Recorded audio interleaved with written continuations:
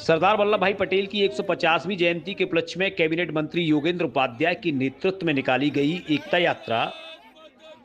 दक्षिणी विधानसभा में निकाली गई भव्य तिरंगा यात्रा, जिसमें यूपी के डिप्टी सीएम ब्रजेश पाठक भी शामिल हुए। डिप्टी सीएम ब्रजेश पाठक ने सपा कांग्रेस पर तीखा जुबानी हमला बोला जनता के हित के लिए काम किया है और उन्होंने कहा कि जब से बिहार चुनाव का रिजल्ट आया है तब से समाजवादी पार्टी के पेट में मरोड़ हो रहा है। डिप्टी सीएम अल्पसंख्यकों को लेकर कहा कि कब तक हुक्का भरोगे, पक्का मकान, फ्री राशन, सिलेंडर आपको भी मिला है। सपा शासन में गुंडे माफिया बदमाशों का राज था, लेकिन योगी राज में या तो गुंडे ऊपर गए या यूपी से भाग गए।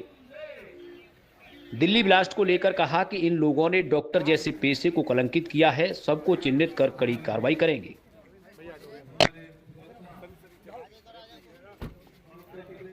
सबको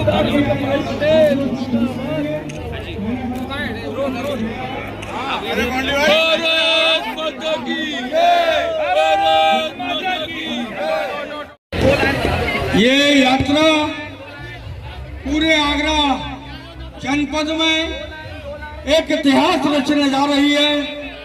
बहुत बड़ी संख्या इस बीच देवेंद्र कुमार ये तैयार है गतिविधियों में जनता के हित के लिए काम किया है। हम सब जानते हैं कि देश की आजादी से पहले और आजादी के बाद ये है आपके वोट की ताकत, ये आपके वोट की ताकत है। और लोकतंत्र में आप हो मालिक। ये लोग क्या सोचते हैं कि हम बड़े घर में पैदा हो गए तो हमारी जिम्मेदारी है। बिहार वाले देख लो कटा जुझ मचा।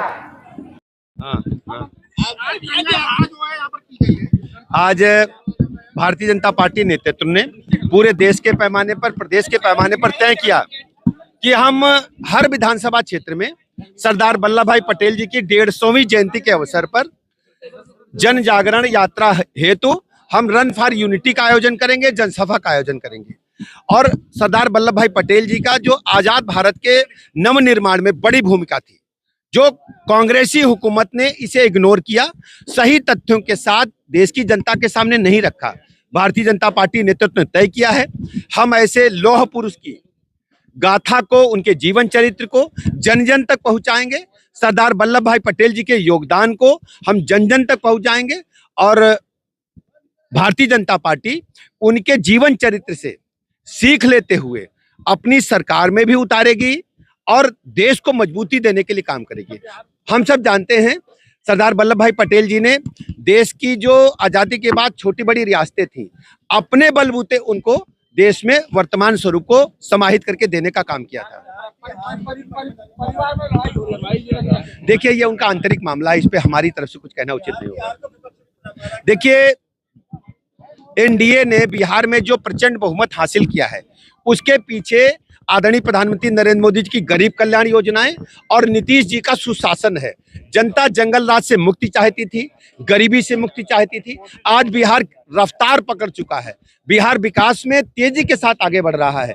सब लोगों ने जाति धर्म संप्रदाय से ऊपर उठकर एनडीए के प्रत्याशियों को, बीजेपी को प्रचंड बहुमत का आशीर्वाद दिया है। देखिए, समाजवादी पार्टी के पेट में तभी से मरोड़ हो रहा जब से रिजल्ट आया है। आप देखेंगे उत्तर प्रदेश में भी गुंडा राज समाजवादी पार्टी का कभी लोग स्वीकार नहीं करेंगे। ये जंगल राज पार्ट 2 लाने वाले लोग हैं और ये उन्हीं के थैली के चट्टे बट्टे हैं। उत्तर प्रदेश के लोग कभी स्वीकार नहीं करेंगे गुंडा राज, जंगल राज को।